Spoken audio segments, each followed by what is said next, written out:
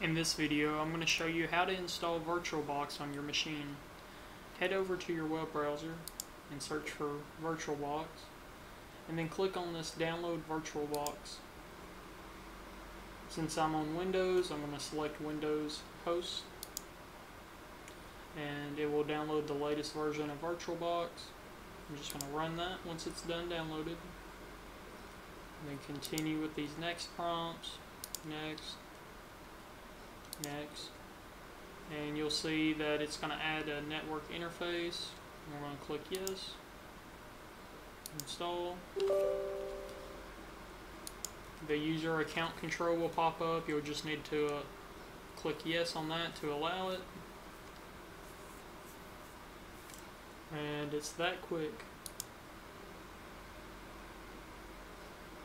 So once it's open, this is what it looks like. Look for my next video as I'll show you how to install Ubuntu inside of Virtualbox.